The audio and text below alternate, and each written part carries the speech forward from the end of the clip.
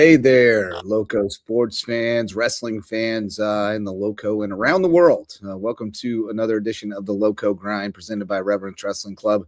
Justin Jarrett and George Dixon, your regular hosts, and we've got our revolving cast. And joining us tonight to start, got Hulk Hagan over there from Bridges Prep, Alex Hagan, head coach at Bridges Prep School, Greg Lawns, who's a little under the weather and may bail on us after a little while.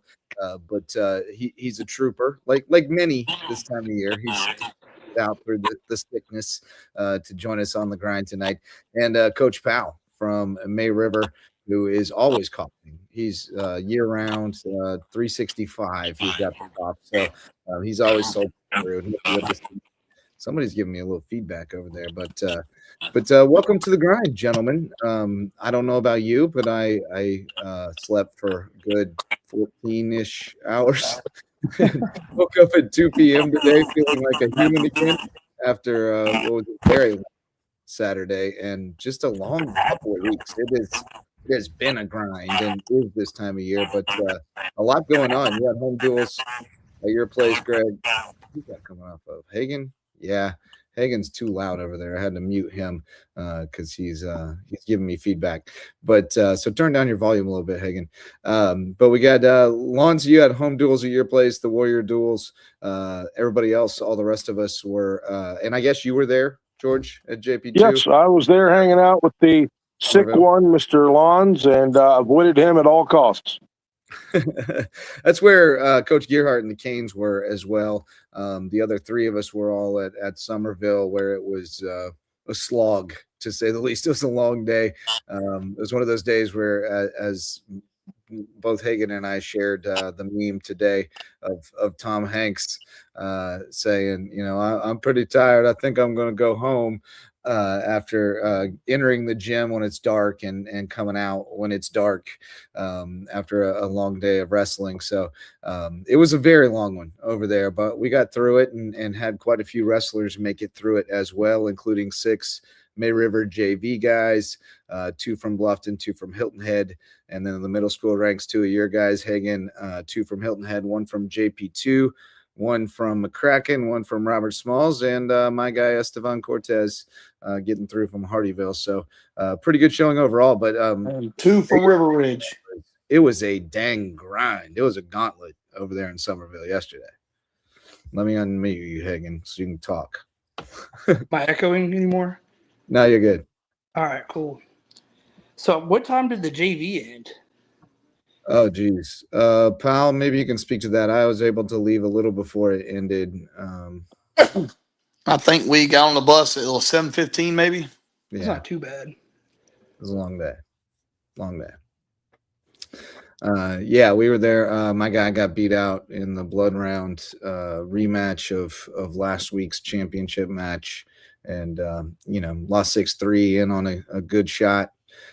Several times and just couldn't finish one. Great job by the Hilton Head kid, Colby Anthony, one of our guys to advance as well. So I guess I'll go through those real quick. Advancing our first state qualifiers of the season, because we'll have girls state qualifiers next week, and then we'll have a couple more weeks before we get to the varsity qualifiers. But in the JV ranks from May River, Nate Fulton taking first at 215, Miles DeGraffenried first at 106, Cooper Stanak first at 113, beating Spencer McCollum in the Team 8 in the finals at 113, Noah Edie fourth at 215, and Miller McGee fourth at 150. Bluffton with Chris Lavea placing third at 120, and Carmelo Williams third at 285, and Hilton Head Giovanni Contreras second at 190, and Colby Anthony fourth at 120.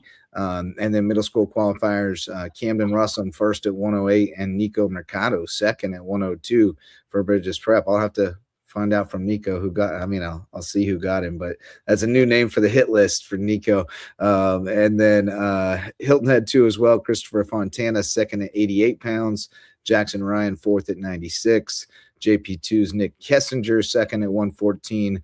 Our guy SD second at 135, who's formerly your guy, Hagen. We all love SD. Everybody loves SD.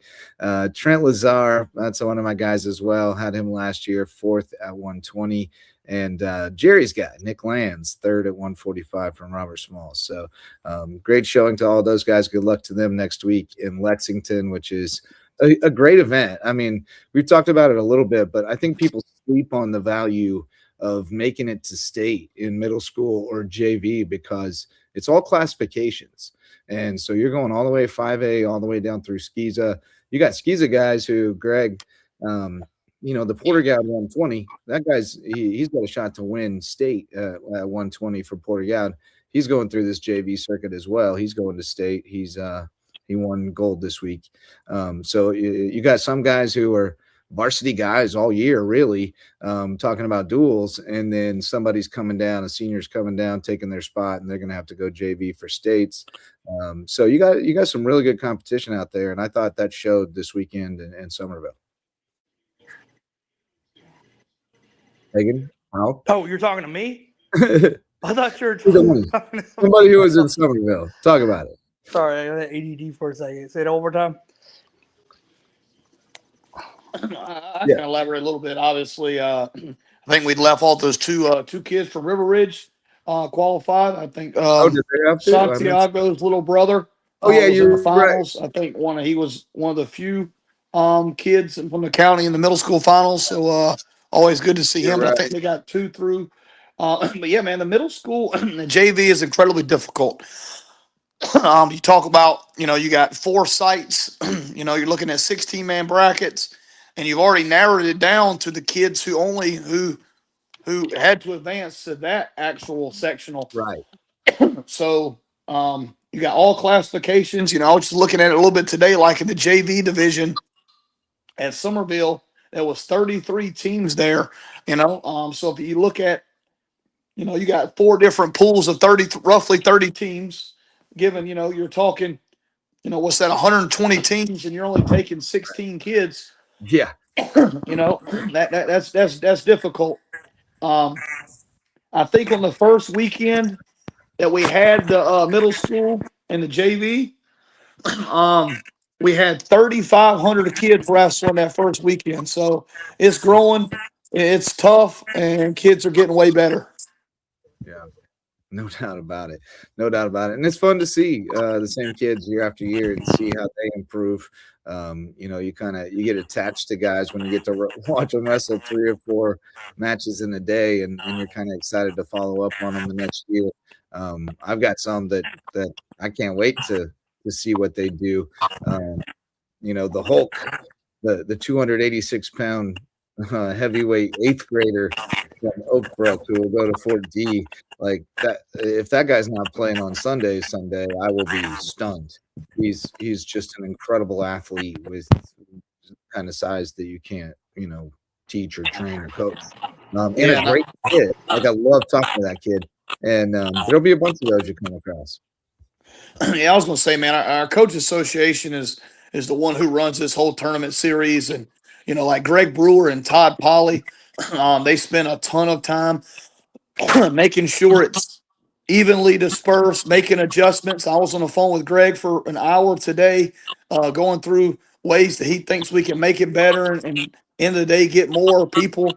But our association takes a lot of pride in it, led by Tommy Bell, to make sure that we do give our JV kids an opportunity and across our state to get better and to compete for, what they call the Carolina Invitational, which, people crown it as the JV state champion, even though it's not recognized, but it's something the kids strive for. It gives kids the opportunity to wrestle and compete.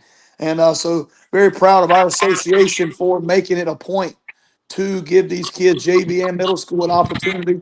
And we give out a trophy for the point total for JV and middle school. So middle schools take a lot of pride in it. It's helped grow our sport tremendously over the last several years. Yeah, no, it's awesome. And then the other thing that we're going to see in the next weekend is I'll get to go to the girls' lower state, and that's going to be the next. That's the next frontier in the growth of our sport. It's pretty clear that the girls thing is here to stay and is about to explode. So I'm excited to see the quality that we've amassed there next weekend and see They where gotta that. wait like a month before they wrestle at state though. So I was Yeah. kind of like really confused about that date. Like you're gonna have that on the same weekend as Carolina Invitational, and then they have to wait a whole month before they wrestle again. You know? Yeah, it's not ideal. But There's just no other weekend because the playoffs start the following weekend.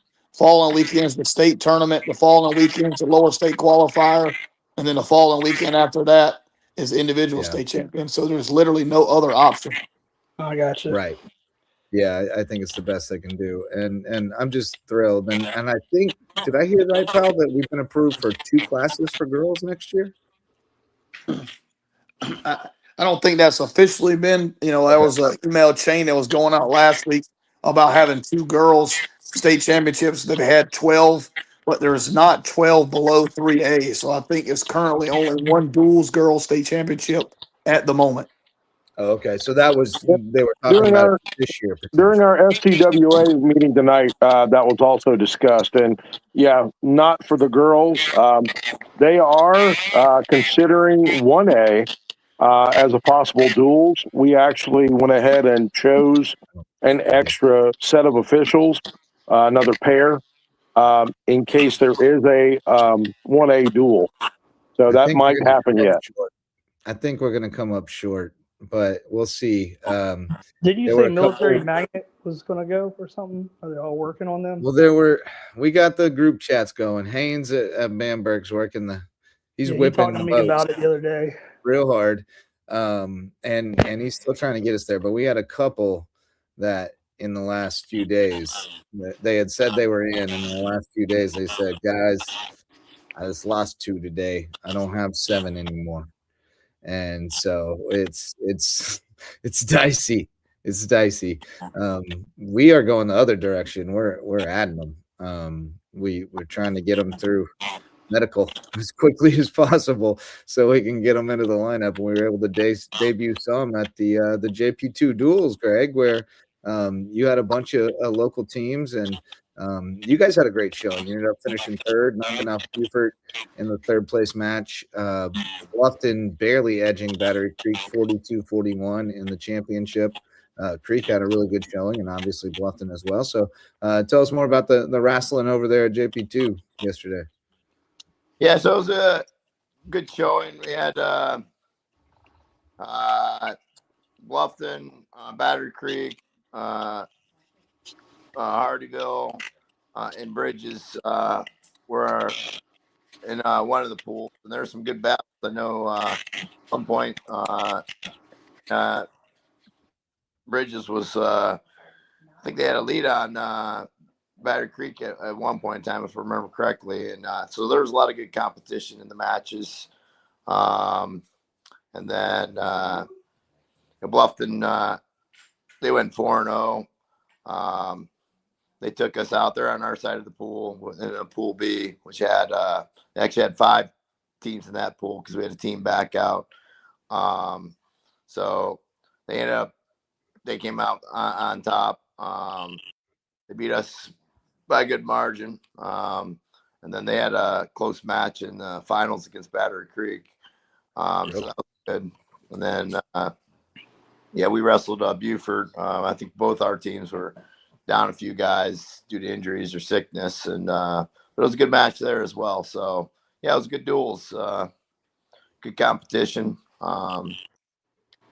So we had a good time out on the mats. So I was texting my other coaches, because they were there, and apparently we got stomped by Battery Creek. But like the week before, I think we only lost to them by 1 match. But I mean, we did have some kids out.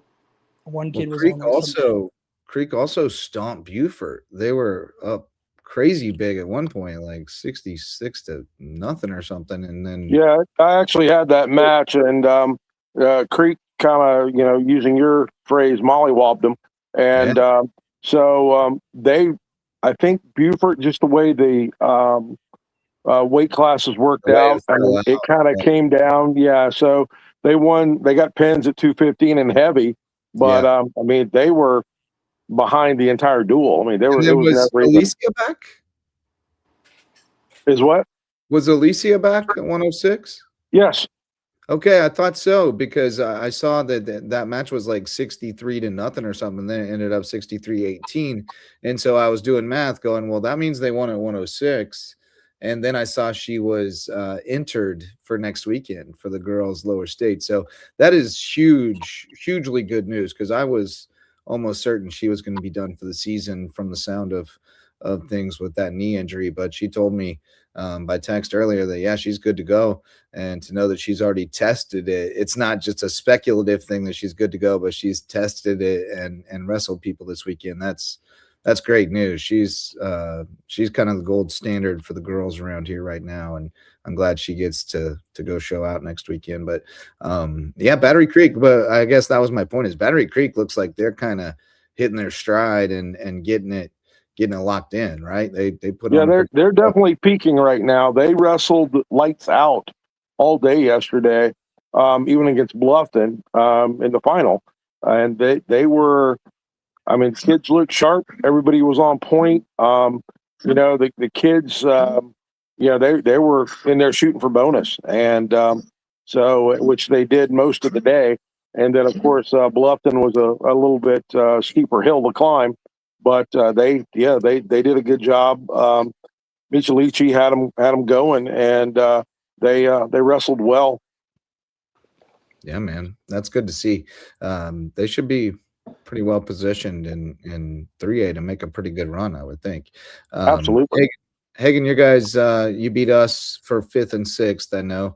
Yeah, I heard we had a girls, and then we get to see we had a close call with Buford High. Or it was close. It was we were winning at one point, is what Dan was telling me.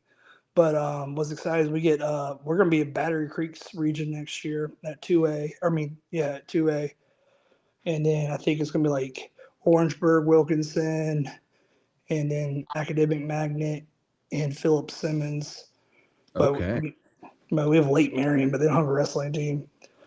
But it's pretty much just That's going to be us and Creek fighting for it every good year. little wrestling region. I don't know. Simmons is pretty tough too. That's a good little. The Phil, they're not bad. I mean, their coach he's a hard ass, man. Excuse my language, but if you mess up, he'll kick you off. Did you he's hear old last school. week's show? I don't think you need to pardon your language for hard ass. No, sorry.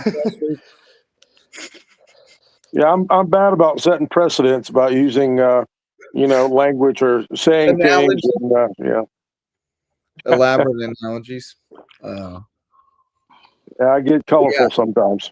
Battery Creek Wrestling, as noted by alum 2012 alum Javon Livingston, is pretty much always in stride. There's great tradition over there, and Coach Michelici has continued what John Rutherford had going on, and what Chad Cox and Nate Day had going on before that.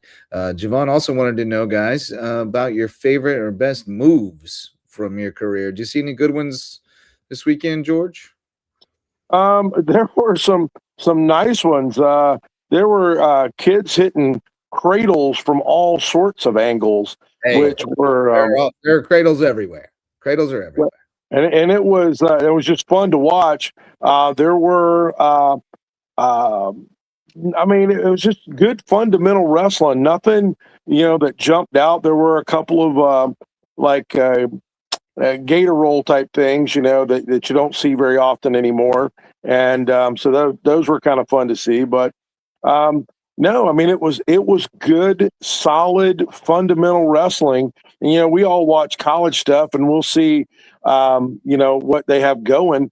And it's always the fundamentals. You don't see any weird stuff, high flying, showboating stuff that wins college matches. It's basic fundamental wrestling. And there was a lot of that yesterday. I mean, good setups, takedowns. Kids were getting gritty. They were getting into stuff and scrambles. There were some awesome scrambles in the final match with Buford with Battery Creek and Bluffton. And we were having fun. Ty and I were tag teaming on that one, and we doubled up because of the finals. And dude, it was just a lot of fun. Both teams were in it. They were getting after it. So both sides were pumped, and they were getting it, and we were loving it. Yeah, man, good stuff.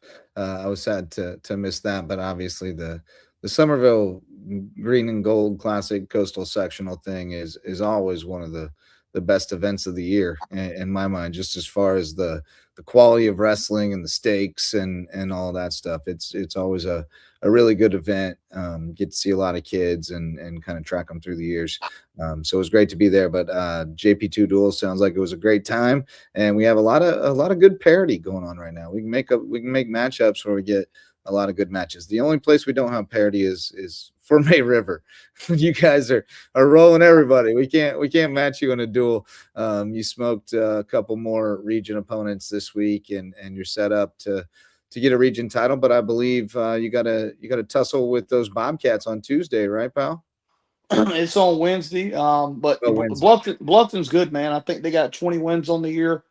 Unfortunately, we've had to wrestle them 2 times this year, and we don't really like to do that. But Coach Nutter did us a favor earlier in the year because we had a team drop out, a couple hours before the actual match. I think Bluffton's very good. I think they've got kids in weight classes where we're pretty good too. Yeah. So relatively evenly matched. They got some athletes. What they do from a program standpoint, they always have the ability to put you on your back, which is scary. But Coach Nutter and his crew have done a great job, and they'll be ready to wrestle on Wednesday. And if we're not ready to wrestle, they most certainly can beat us. So hopefully we can have a good 2 or 3 days of 2 days practice leading up to it, and have a good crowd and be ready to roll on Wednesday, and then see how we can do once the playoffs get rolling. Hey, Ashley, I know you don't normally like to prognosticate and look out into the future. I'm thinking seriously it could be a Beaufort County lower state final, kind of like you and Hilton had some years back. But I think Bluffton could make a run on that other, and make y'all a lower state final. I definitely think they can. But I do think that if we were to beat Bluffton, I do think Bluffton is going to be the 4 seed in the playoffs, which would put us with them in the 3rd round. Yeah. Again, I haven't really looked at it in detail, but I'm just going off the basis of the year that they had. Obviously, other regions can be affected by that as well. I know Hartsville and Wilson haven't wrestled yet. So there's a lot that could happen. Obviously, if Bluffton were to beat us, we would probably slide. We're going to slide down in seeds, and then I think we would be at 3 and 4 potentially. So obviously, a lot can happen, but I do think there's a chance for Bluffton to go deep, and it would be awesome if we both were wrestling in the lower state championship. Not because I want to wrestle Bluffton, but the idea that we're at least there, and then obviously another opponent locally would be there as well. That would be amazing. Yeah, that'd be outstanding. And now, how's that seating determined? Is how are they doing that this year? RPI determines it. Are they? 1, 2, and 3 seeds. 1 through 6 are all based off region finish. Right. But like 1, 2, 3. So they're doing it with RPI like all the other sports. Yeah. So 1, 2, 3 are RPI, all region champs, and then 4 through 6 are RPI again, and then any person who doesn't finish 1 or 2 is in just RPI strictly 7 through 16. So you get slotted 1 through 3 region champs, 4 through 6 region runner-ups, and then after that it's simply RPI finish. With I think the same caveat with football was you can't jump a team in your region that you're behind just because your RPI is higher. But so RPI and region finish are obviously the most important. So if you're region champs, you'll be 1, 2, or 3 at least. Gotcha. Yeah, 10-4. I wonder how they're doing it for 1A. I just now realized there was wrestling RPI. We're not listed in there because I don't think we've been listing any scores on Max Preps. I think 1, 2, and 3 are strictly region placement with a traditional bracket, and 4A and 5A I think are only 2 that require RPI. Yeah, gotcha. Yeah, well, 1A, 2A is always a separate seating meeting, right? Because we got the combined classification, and it's an ordeal. But we I mean, we got a decent dual record. We got seven dual wins, I think, which is quite a few for That's our huge, size. man. Yeah, not bad. And still got a shot maybe to get some more. Who all we got coming on Wednesday, Hagen? I know it's Bridges Prep in Hardyville. It's military So what's going to appreciation be night. is, we're gonna this is us too, and then I got Robert Smalls and Hardyville coming. They're gonna like combine, Robert combine Smalls teams. and Ladies Hardyville Island. Middle. Oh Hardyville yeah, Middle. Hardyville. Yeah, we're bringing our middle schoolers. Yeah. So Okay. this is gonna be like their last thing for the Last year. hurrah. Yeah. Yeah. Very cool. We look forward to that. We look forward to scrapping. It's pretty neat. We get the color guard to come out and stuff, present colors. Now, are y'all hooking up with the military organization again, like you guys did last year? That reminds me, I need to follow up with them. They said they're going to be there, but I just want. He wanted me to send them all the information, but I got to reach out to them again on Tuesday. Very good. But they'll be there doing with like a QR code for people to donate, and they'll be giving out pamphlets for veterans to tell them about their organization. Yeah, it was a good setup. They did a good job with that last year. They had their table set up out in the lobby, and then they were in there, like you said, with pamphlets and such, talking about their place out in, was it Ridgeland? It's like Ocoee or Ridgeland area. Yeah. So I had very cool pulled out stuff. the screen and the projector for that video or whatever. Yep. And then they were talking about a concert they had coming up. They had something with I think was it Chuck Liddell that came out there? Or? Yeah, I think it was. Oh, nice. Yeah, so and I think very they got cool another stuff. concert coming up too this year. I can't remember who it is. Some country singer. All right, so pal, you're at home Wednesday against Bluffton? Yes, sir. 6:30 start. All right, 10-4. Region title on the line there, I guess, right? Because you beat everybody else already, and they beat everybody else already. Yes, sir. I think we're both coming in 4-0 at last region match of the year for us. So hopefully have a good crowd, man. As I think our community deserves it, and I think both kids on teams have worked incredibly hard. So hopefully we have a good crowd, and it's a good wrestling match. Yeah, man. I would obviously be there, except I'm going to be over at Military Appreciation Night at Hagen's place, screaming at and for our Canes. But no, we're excited about what's building out there. As you guys know, it's really hard to get it going from scratch. We're in year 2, really kind of year 1.5 of it's the first full year that we went in from August with the plan, and we're still growing it. But I mean, we got 6 girls planning to go next weekend, and there's 2 girls that are in the process that already have hydration tests, and we're waiting for the doctor to be there to see them. So we think we may take as many as 8, which we had already let them wrestle in guys duels before we realized what the whole deal was there. So we're looking at, potentially being able to declare as one of those girls teams next year and stick to wrestling girls. But that requires, probably another coach to be real, because you're going to have to do a whole different schedule, and you're going to have to divide and conquer more. So we'll have to tackle that as we go. But and as you guys know, it's hard to find female coaches right now. The thing's so new still that there's just not a generation of girls out there yet with the experience looking to do it. So, but it's cool to see it grow. And I mean, Hilton Head's got it going for sure. Fort D had a good little squad. Battery Creek's got a growing number of girls, and generally it just takes one girl with like a really vibrant personality who is a good recruiter, and you can have 5 or 6 coming out of the woodwork pretty quick. And pal, you got a small number but really quality girls over there. We have 4 who I think are pretty good. They work incredibly hard. So we're excited to take them down on Saturday to South Florence and see what we can do. Yeah, who's taking them? I think I'm going to take them. Okay. I'm looking forward to it. They've earned the right to compete for sure, and I'm excited about seeing them compete and see how they're doing. So I'm pretty sure I'm going to take them. Good deal. I appreciate that, and like I said, it looks like I'm going that way too. If Truman was going to Lexington, I was going to go to Lexington, but Gearhart, he's the head coach. I'll let him go coach the guy going for a state championship. And the girls are kind of my baby. I've really taken that under my wing because I have nieces who are heavily involved in wrestling in Kansas, so it's really a passion for me to help grow the girls side of things here.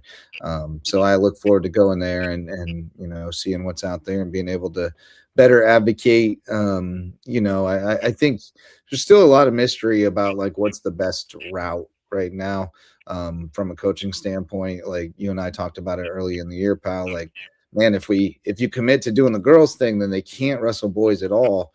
And that really limits your opportunities right now. But it's a chicken or the egg thing that if we all go in on it, then it'll create more opportunities, and maybe that's the way to go. So the way I'm approaching it is we're going to keep it as co-ed until the numbers force us, sort of dictate that it's time to go that way. And I've been telling them eight weight classes is the magic number. You give me 8 that I know we're not going to quit, and we'll go that path, but I don't want to leave you out in the cold if we only have 5 of you, so that's kind of where we are, and hopefully it continues to grow. I had a couple of girls the other day tell me, Coach, wrestling is my favorite sport more than soccer. And I said, you've been playing soccer your whole life, one season of wrestling? And she said, yeah, I love it more. And I was like, oh, this is good. This is good. We got girls talking about maybe getting over to Reverence to work more. They've made so many friends with the other girls from the other schools, and so it's been awesome to watch that grow, and I'm super excited for that. And then some of the girls over at Hilton Head are animals. Jordan Moutry, we had to see her wrestle a couple of your girls the other night, pal. Michaela Hinchy, obviously, although she took, I think, 4th. Somewhere. So a couple at the Fall had a big girls event this weekend, right? Collins Rose, I think it was called. And Michaela took 4th down at Stall.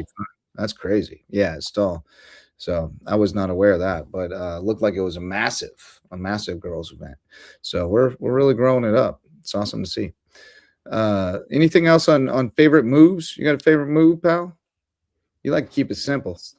Man, we are a big wrist and a half team on top. We're a bar series team. We like to do the bar. We're a bar series, and we're a head inside single, head outside single from our feet. But favorite move in wrestling is however we can get a pin. That would be my favorite move. So I don't really care how we get to it, but I think the sport of wrestling, man, like Coach Dixon just talked about, it's cool to have a bunch of moves, but I think the effectiveness is having few moves that you're very, very good at. I think that is what makes you incredibly well. And some kids get caught up in wanting to have cool moves that look awesome and this, that, and the other. But I'd rather do 3 or 4 moves a million times than a million moves 3 or 4 times. So I think that's how you become good.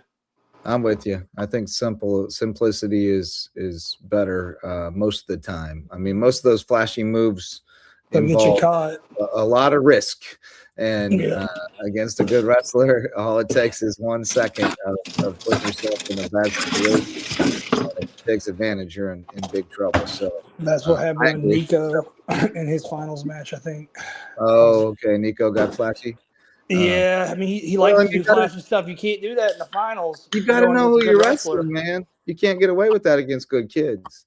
And so, yeah, that's silly. I'll have to talk to Nico next time I see him because he's my boy.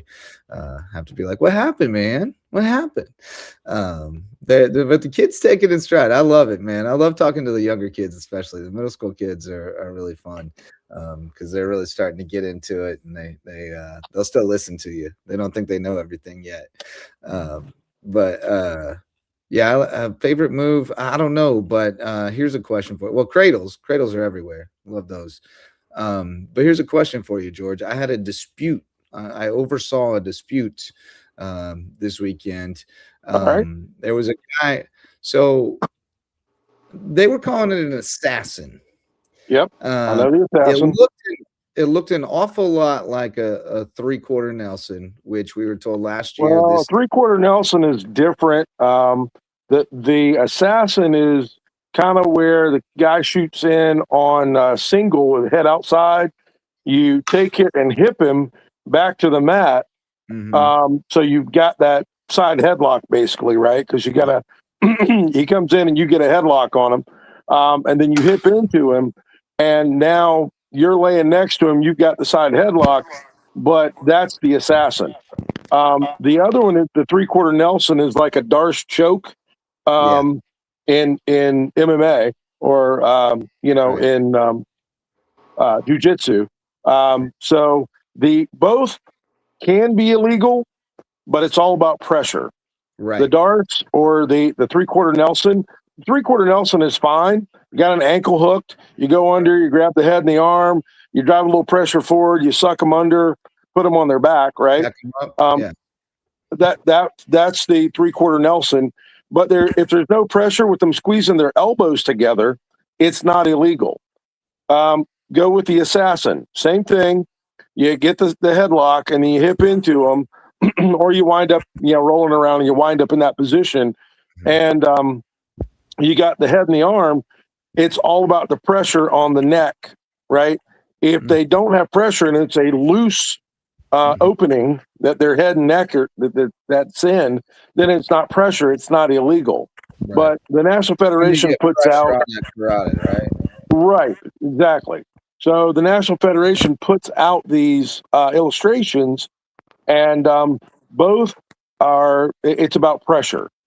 Okay. And in certain states, the assassin is completely illegal, doesn't matter about it. But that's a state interpretation. Also, the 3/4 Nelson, there are some states that it's illegal by application. You can't do it. But that's not what the National Federation has put out. They're in agreement. Their thoughts are, is it pressure on the throat, the carotid, the neck?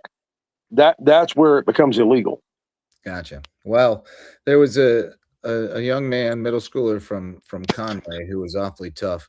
Who was they were calling it assassin, but it looked like 3/4 to me. He was running it from top, but he was kind of hooking it up all the way under his armpit, and he was just stacking him straight up. And it was nasty. He did it once, and the Stratford coach went to the table and tried to say it was illegal. And the referee, who I shouldn't even say what my nickname for him is, because he might take it the wrong way, and I don't mean it bad, because he's actually one of my favorites. Blowout Bobby, that's what I call him. You can try to figure it out if you want to, but Blowout Bobby, he said no, it's legal. It's totally legal. And then I was reading lips, but didn't have to hear the gentleman from Conway's father say, "I bet you $500." And then the Stratford coach, I read his lips say, "I'll take that bet," and walk over and shake his hand. And then he ran it again. It was called a pin, not an illegal hold, which I would have thought would have settled the bet. But no money was exchanged, much to my guy's chagrin. He said, "Man, we've been arguing with that fool about that move for 5 years. I ain't never gonna see that 500." But it was a good time. It was a good time. You gotta love the traveling circus. Indeed. Well, So talking about favorite moves, my first college win was a lateral drop. Oh, I love a lateral drop. So that was mine. I was wrestling 190 in college, my first match, or whatever. Actually, most of my first year was 90 and 77. But yeah, my first college victory was the lateral drop. That's beautiful. Yeah, I do love a good lateral drop. We may have to show that this week. We don't. Yeah, we haven't really. No, but I always coached, and Powell, you guys can make input on this. I always taught an attack to each quadrant of the body. So you had one on the upper left, upper right, one on the lower right, one on the lower left. You had one attack to each quadrant of the body. So it's hard to defend.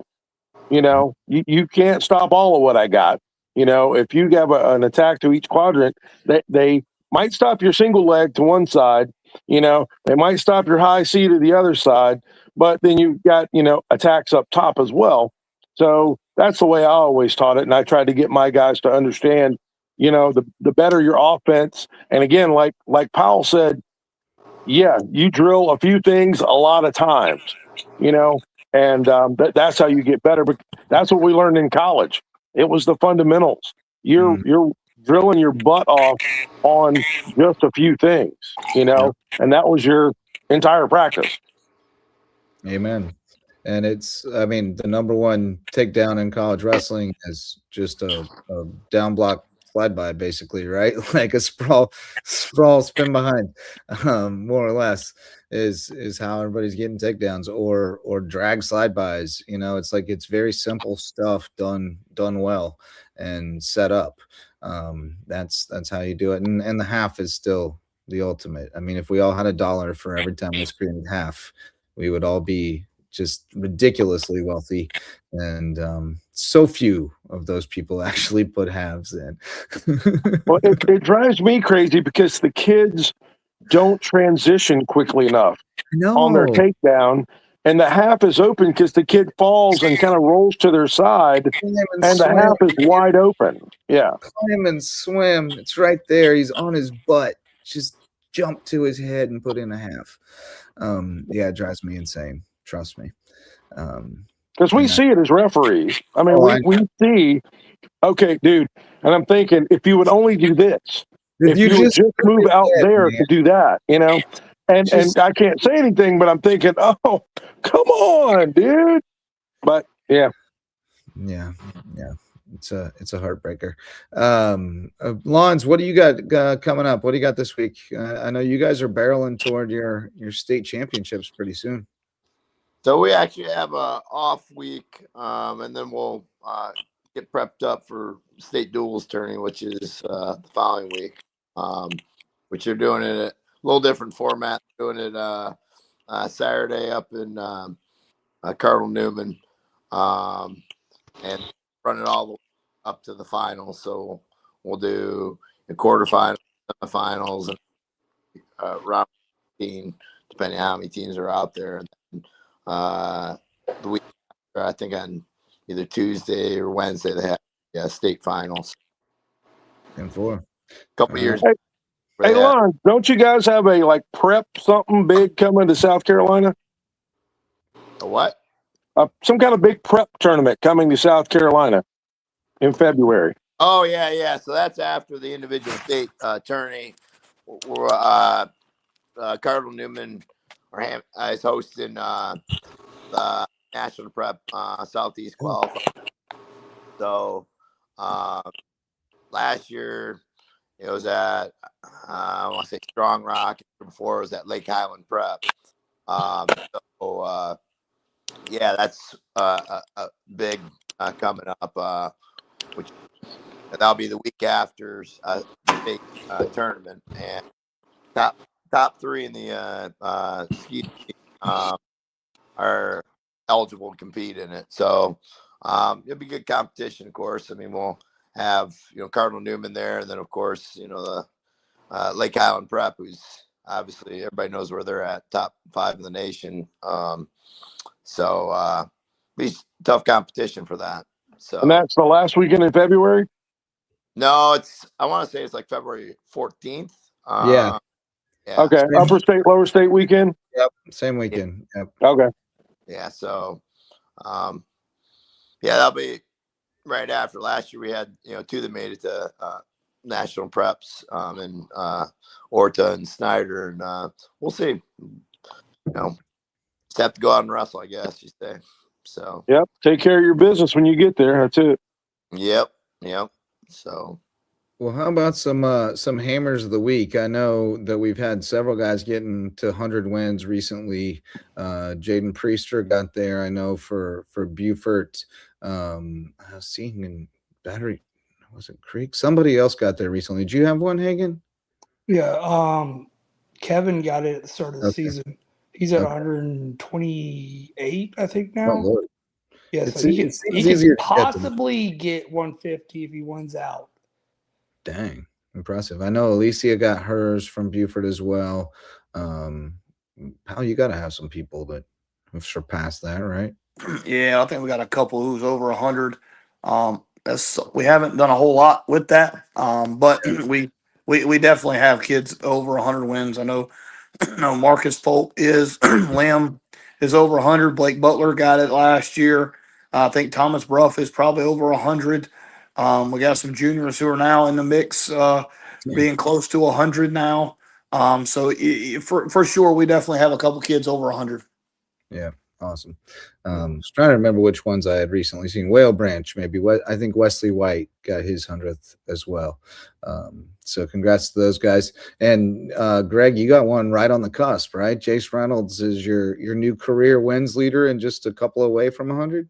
Yeah. So he picked up his 98th win this weekend, and he beat Snyder's record, and it's been good. He's worked his tail off, and thinking about the last 2 years, he's started off slow and started to come on hot. So he works hard in the room, and he's done a lot of weight management, and I think heck at May River tourney, I think the couple days before he's like 8 or 9 pounds over, and just because he dropped weight classes, and sure enough, after he makes weigh-ins, he eats a foot-long sub. I'm like, bud, get a whole foot-long sub, you're gonna be running. So sure enough, he was doing that on day 2, before the turn. But he's a good kid, smart kid, a lot of tough classes, and he's balancing that with wrestling. So I'm excited for him. So I remember when he was a little undersized 106 out there throwing a nasty headlock. So he's definitely come a long way and grown up a bunch since he got his start. But that's great to see him closing in on 100. Willie said it was Wesley White and Javari Bartley from Whale Branch both hit 100. Bartley's a tough little dude too. I enjoy watching both those guys wrestle. Hammers of the week. Any hammers of the week? Hagen, you got somebody? I mean, I wasn't there Saturday, so I don't really. Yeah, I mean, Kevin's constantly our hammer, pretty much.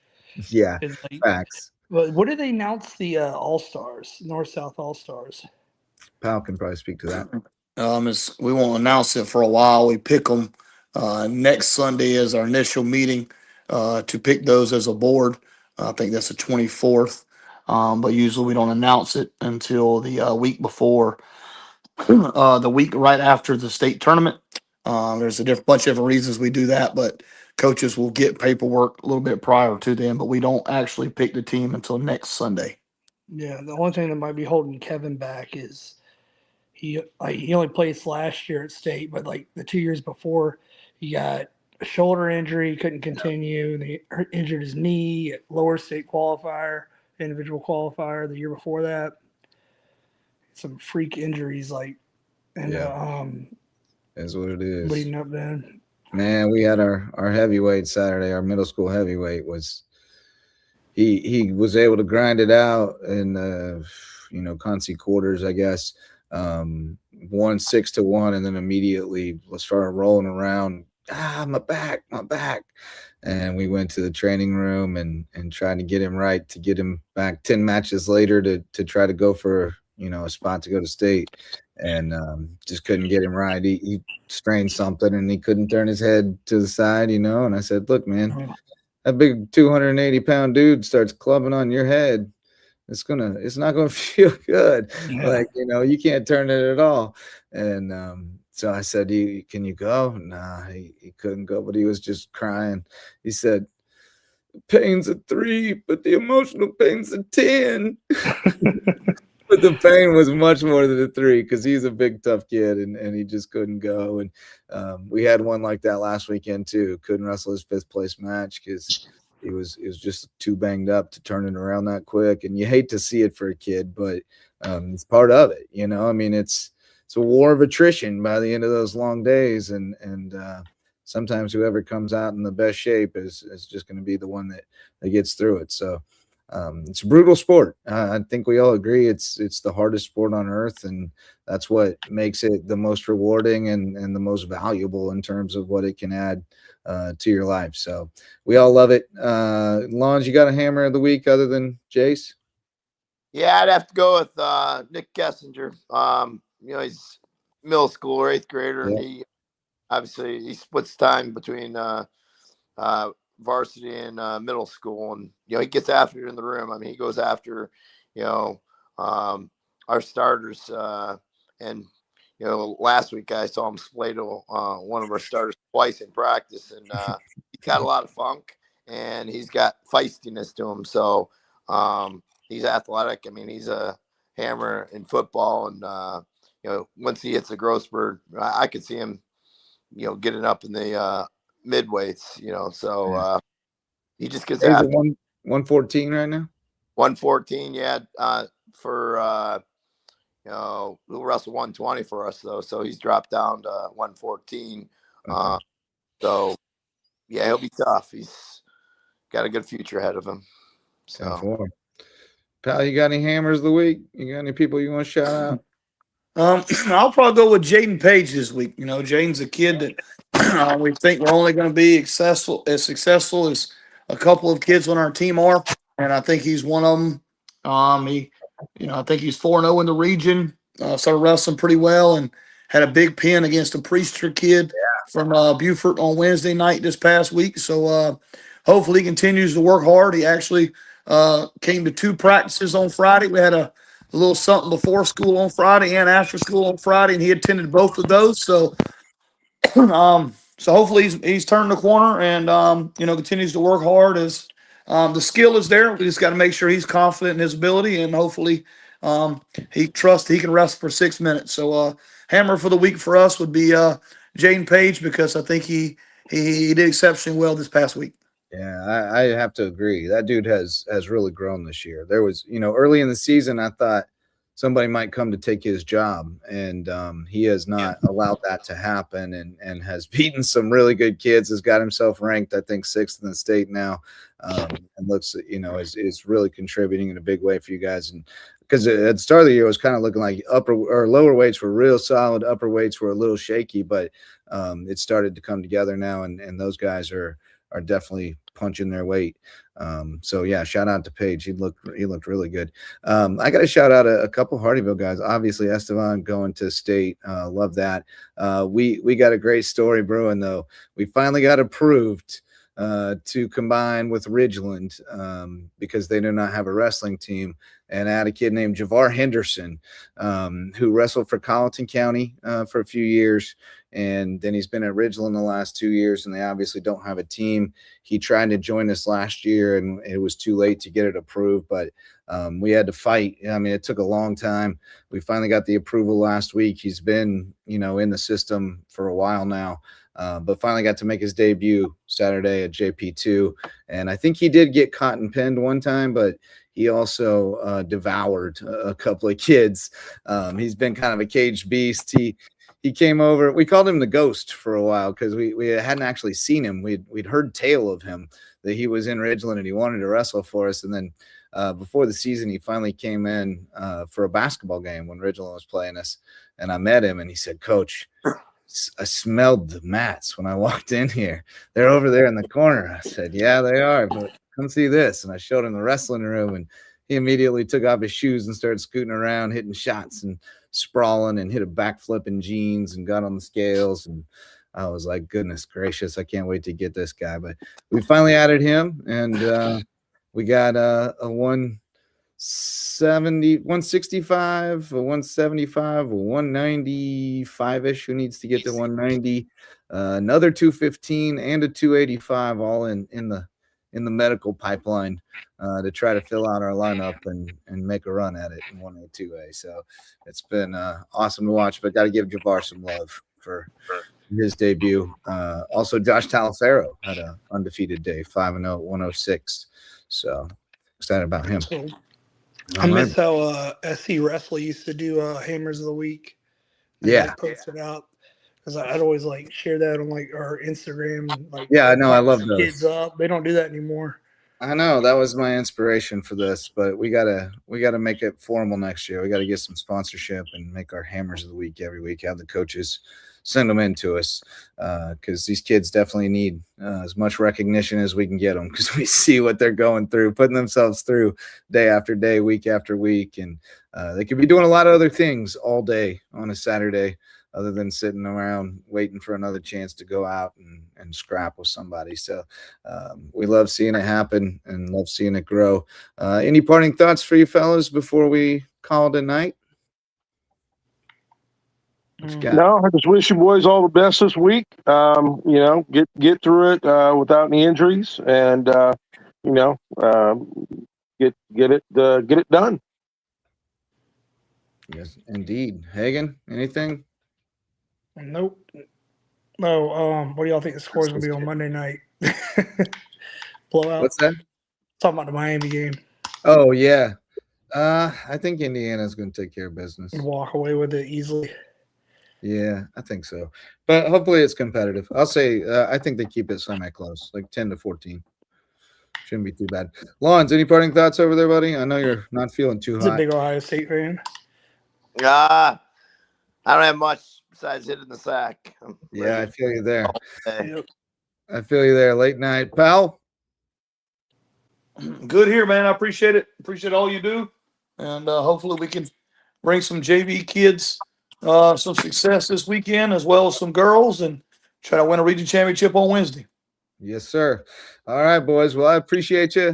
Great talking wrestling with you guys. Thanks to Reverence Wrestling Club, always the sponsor of our Lowco wrestling coverage and our favorite Lowco Wrestling Club. Get over there and check it out.